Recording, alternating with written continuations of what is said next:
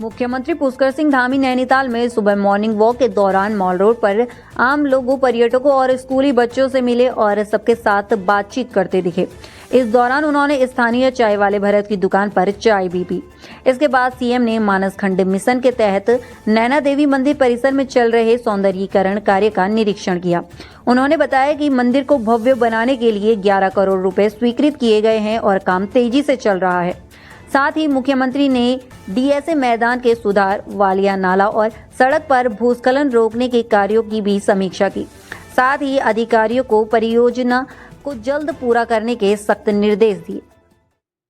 Project चल रहे हैं और टूरिस्ट को नया फील देने की कोशिश भी है, तो किस तरह का प्रयास है और भी जो मंदिर माला हैं उनको भी जोड़ने का सरकार ने निर्णय लिया है, तो उस पर किस तरह काम हो रहा है? देवभूमि उत्तराखंड के अंदर पूरे वर्ष भर देश और दुनिया के श्रद्धालु, भक्तगण, पर्यटक बड़ी संख्या में आते हैं और हमारी सरकार ने केदारखंड और मानसखंड दोनों ही स्थानों पर, जहाँ चार धाम, हेमकुंड साहब और मानसखंड के सभी हमारे मंदिर, उनको नवनिर्माण किया जाए, पुनर्निर्माण किया जाए और एक पूरा सर्किट बना के उनके सौंदर्यीकरण का काम भी किया जाए।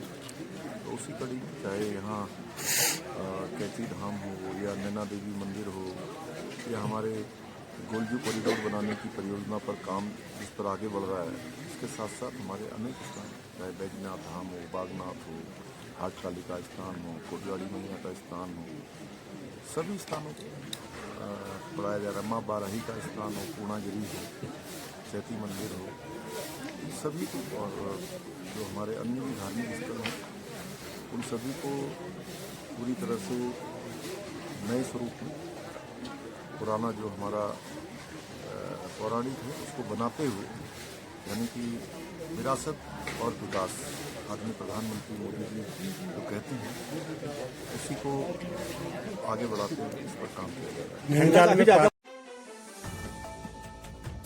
स्वास्थ्य मंत्री डॉक्टर धन सिंह रावत ने आज सुबह करीब 10 बजे रुड़की उपजिला अस्पताल का अचानक निरीक्षण किया। उन्होंने सभी वार्डों का दौरा किया और भर्ती मरीजों से उनका हालचाल पूछा। साथ ही अस्पताल में मिल रही सुविधाओं की जानकारी ली।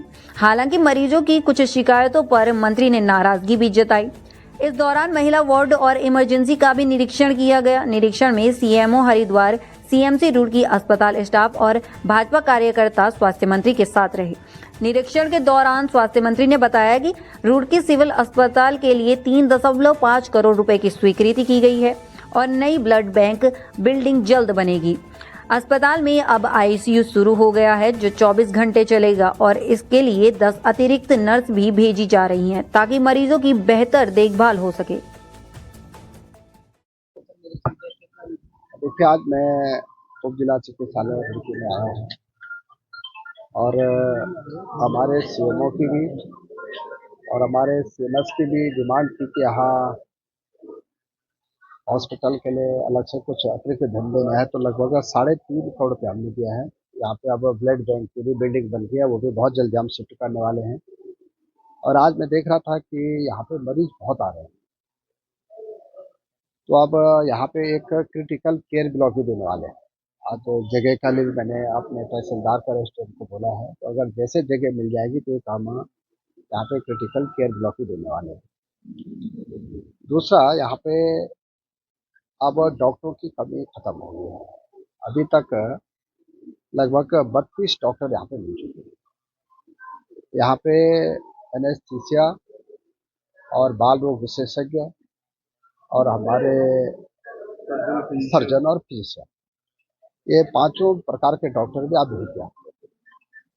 और मुझे बड़ी खुशी है कि यहाँ पे पर डे लगभग 600-700 मरीज आते हैं। मैंने अभी सीएमएस को कहा है कि यहाँ थोड़ा सी हॉस्पिटल की और अच्छी व्यवस्था करनी, उनको 10 नर्सिंग स्टाफ और चाहिए, क्योंकि अब हमारा आईसीयू शुरू हो गया है तो 24 घंटे रन करने के लिए तो 10 नर्सिंग स्टाफ हम और देने वाले हैं ताकि 24 घंटे हमारा जो है आईसीयू शुरू हो जाएगा। ये भी मैंने आज कहा है और मुझे लगता है कि बहुत जल्दी 10 नर्सिंग स्टाफ हम और देंगे। सर आपके निर्देश में आईसीयू खोल तो दिया गया, लेकिन वहाँ ट्रीटमेंट होता ही नहीं मरीजों को। देखिए मैंने कहा नहीं अभी कि हमारे यहाँ पे अब हर प्रकार के विशेषज्ञ डॉक्टर आ चुके हैं और 10 नर्सिंग स्टाफ और चाहिए क्योंकि वो 24 घंटे रन करना है। वैसे तो यहाँ पे 45 नर्सिंग स्टाफ दे रखे हमने, लेकिन 10 की और जरूरत है तो 10 हम और सर बिल्कुल अनपढ़ डॉक्टर बैठे हैं, कोई कार्रवाई नहीं हो रही सर। ऐसा है कि आपको जानकारी के तहत अभी तक हम लगभग 223 डॉक्टरों को बर्खास्त कर और पूरे प्रदेश में जो बिना डिग्री के जो प्राइवेट क्लिनिक चला रहे हैं या वो जो है अपने उन्होंने निजी क्लिनिक खोल रखे, ये भी जिलाधिकारी के अध्यक्षता में हमने सभी जिलों में कहा है कि उनकी जो है एक बार निरीक्षण किया जाए और जहाँ जहाँ भी जो गलत पाया जाएगा उसके खिलाफ कार्रवाई की जाएगी और जरूरत पड़ेगी तो उनके क्लिनिक भी सील की। सर क्लिनिक बाजपुर में चीनी मिल बंद होने से आक्रोशित किसानों ने मिलकर गन्ने से भरे ट्रैक्टर ट्रॉली का जाम लगा दिया और चीनी मिल के मुख्य गेट पर भाकियू के प्रदेश अध्यक्ष करम सिंह पड्डा के नेतृत्व में महाप्रबंधक डॉक्टर अमृता शर्मा, एसडीएम व सीसीओ डॉक्टर संजीव अरोरा का घेराव कर दिया। इसके बाद किसानों ने नारेबाजी करते हुए मिल को तुरंत चालू करने की मांग की और सवाल उठाए कि करोड़ों रुपए खर्च कर नई टरबाइन लगाने वाली कंपनी को 2 साल तक मिल चलाने की जिम्मेदारी दी गई थी, फिर भी टरबाइन खराब होने से मिल बार बार बंद हो रही है। इसकी जिम्मेदारी कौन लेगा? लंबे घेराव के बाद डॉक्टर अमृता शर्मा ने अधिकारियों को मिल सुचारू करने के सख्त निर्देश दिए। इसके बाद किसान शांत हुए और धीरे धीरे जाम खुला।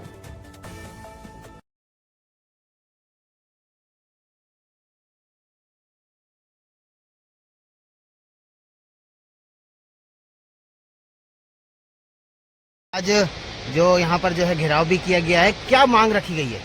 देखो जी मेरे पत्रकार बंधुओं, सबसे पहले तो यह है कि जिस दिन से फैक्ट्री चली है, चीनी मिल चली है, मेरे ख्याल से लगता है कि अभी तक अनुमानित लगा लीजिए टाइम के 12 या 13 घंटे तक चली है अभी तक, और गन्ने की पर्चियाँ जो हैं दे रहे हैं, जबकि फैक्ट्री का कोई आता पता नहीं है क्योंकि नई टरबाइनें लगी है। नई टरबाइनों के बाद भी ये फैक्ट्री नया बॉयलर है, सब कुछ यानी कि जो सेटअप है सारा नया है, उसके बावजूद ये फैक्ट्री नहीं चल रही है। इसमें कमी किसकी है? ये सबसे बड़ी कमी है हमारा जो यहाँ का चीफ इंजीनियर है अभिषेक, उसकी सबसे बड़ी कमी है। वो ये नहीं चाहता कि ये फैक्ट्री टाइम पे चले और इसका गन्ना खत्म हो जाए। दूसरी बात, अभी मैडम आई थी, मैडम को हमने कहा कि भाई ये इतना टाइम से यहाँ हो रहा है। मैडम ने कल भी हमारे को विश्वास में लिया और कहा कि ये फैक्ट्री चल जाएगी, 2 घंटे बाद चल जाएगी, लेकिन वो 2 घंटे बाद भी नहीं चली। रात को भी थोड़ी देर चली है, उसके बाद पूरी रात बंद है और अभी तक पूरी बंद है। और उसके बाद मैंने मैडम से कहा, मैडम ये जितने लोग हैं यहाँ पे, हमारे ड्राइवर बैठे हुए हैं और भी हैं, तो मैंने कहा आप इनकी अपनी तरफ से यहाँ फैक्ट्री में इनका खाने की व्यवस्था करें, क्यों घर से लाए? भाई परेशान है, 48 घंटे 50 घंटे यहाँ पे रहना है तो क्या करेगा? अभी मैडम ये हमारे को कह के गई है कि ये हमारा जो इसका वो अपना मेन जो इसका जो है त्रिवेणी के जो मैकेनिक हैं या इनके जो वो है टॉप के जो मिस्त्री हैं वो यहाँ पे आएंगे और वो इसको देख रहे हैं। लेकिन हमने कहा कि यदि आपसे नहीं चलती, हम आपको एक पुराना बंदा जो यहाँ पे था मिस्टर नागरा है, वो इस फैक्ट्री में बहुत साल से रहे और उनको इस फैक्ट्री का एक एक इंच का पता है, तो वो अभी अपना टाइम कह रहे हैं मैं कहीं बिजी हूँ, लेकिन हम अपने स्तर पे उनको बुलवाएंगे और हम उसको यहाँ पे मैडम के उसमें सुपरविजन में उनको देंगे और वो यहाँ पे पूरे सीजन यहाँ अपना काम करेंगे। अभिषेक जी के साथ उनको हम बिल्कुल नहीं देंगे, नहीं तो वो साथ में जाएंगे क्योंकि आपस में इनका फिर तालमेल नहीं रहेगा।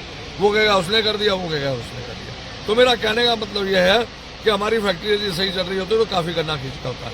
अब ये देख लो, ये है कि यदि ये फैक्ट्री लगातार नहीं चली, हम 1-2 दिन का समय देख रहे हैं, उसके बाद हम यहाँ बंद कर देंगे। बिल्कुल हम फैक्ट्री में गन्ना नहीं लेंगे, हम तरवीनी ले जाएंगे, राणा ले जाएंगे। ये मिस्टर नागरा वाली बात आपने की थी, क्या मैडम की डिमांड आपकी मैडम ने पूरी कर दी है? नहीं, मैडम ने डिमांड पूरी नहीं, मैडम खुद कह रही है कि हमारे को ऐसा टेक्निक। विश्व आपदा प्रबंधन सम्मेलन 2025 और उत्तराखंड राज्य विज्ञान एवं प्रौद्योगिकी सम्मेलन 2025 के आयोजन से पहले उत्तराखंड राज्य विज्ञान एवं प्रौद्योगिकी परिषद ने प्रेस कॉन्फ्रेंस की। प्रेस कॉन्फ्रेंस में महानिदेशक प्रोफेसर दुर्गेश पंत ने बताया कि 3 दिवसीय सेमिनार का आयोजन किया जा रहा है। सेमिनार में देश विदेश के वैज्ञानिक हिस्सा लेंगे। मुख्य फोकस उत्तराखंड की भौगोलिक स्थिति के कारण आने वाली आपदाओं जैसे बाढ़, भूस्खलन, भूकंप के कारणों, बचाव के तरीकों और त्वरित राहत कार्यों पर रहेगा। साथ ही जलवायु परिवर्तन, पर्यावरण संरक्षण और प्रदेश की आबोहवा को सुरक्षित रखने के उपायों पर भी गहन चर्चा होगी। देखिए 28 से 30 तारीख तक ये विश्व आपदा प्रबंधन सम्मेलन है, क्लाइमेट एक्शन का है और इसके साथ साथ में राज्य की हमारी साइंस टेक्नोलॉजी कॉन्फ्रेंस है। आयोजन देहरादून में है, ग्राफिक अराब में जो उनका सिल्वर जुबली कन्वेंशन सेंटर है, इसका आयोजन है और त्रिदिवसीय है। दुनिया के कई देशों के लोग हैं, विशेषज्ञ हैं, वैज्ञानिक संस्थाओं के हैं, कम्युनिटी से जुड़े हुए लोग हैं, दुनिया भर के हैं, लगभग 50 के आसपास देशों के लोग इसमें आ रहे हैं।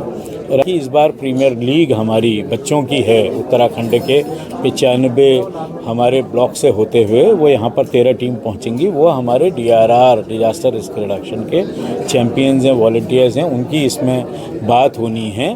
साथ साथ में महिलाओं का शी फॉर स्टेम, इस तरह के तमाम कार्यक्रम हैं जिनका इसमें आयोजन किया जाना है। ये अपने आप में इसलिए महत्वपूर्ण है क्योंकि ये पोजिशनिंग उत्तराखंड है, ये एक तरह का, क्योंकि ये पहली बार इस तरह के आयोजन होते हैं, इसलिए अपने आप में बहुत महत्वपूर्ण है। विश्व समुदाय से लेके अंतिम छोर पर बैठे व्यक्ति को जोड़ने की कवादत है। साइंस टेक्नोलॉजी से जोड़ने की इसलिए कवादत है कि क्योंकि साइंस एंड टेक्नोलॉजी बहुत सी चीज़ों के समाधान प्रस्तुत करती है और कई बार जो हमारा आपदा में क्षति होती है उसका पहले से पूर्वानुमान हो, उसकी टेक्निक्स हों, मॉडलिंग हो, उसमें मदद करती है। तो दुनिया के जो बेस्ट ऑफ मॉडल्स हैं, एल्गोरिदम्स हैं, कैपेसिटी बिल्डिंग की टेक्निक्स हैं, उसको किया जाता है। माननीय मुख्यमंत्री जी का ये रहा है, सरकार का ये रहा है कि इसको आगे बढ़ाया जाए। कुल मिला के उत्तराखंड के लिए ये बड़ा मौका है, बड़ा अवसर है और जिससे हम पूरे विश्व पटल पर कह सकते हैं कि समाधान हिमालय में है, हिमालय प्रस्तुत करने की हालत में है और हिमालय से ही ये समाधान आगे आएंगे। हम इस बात को कहना चाहते हैं।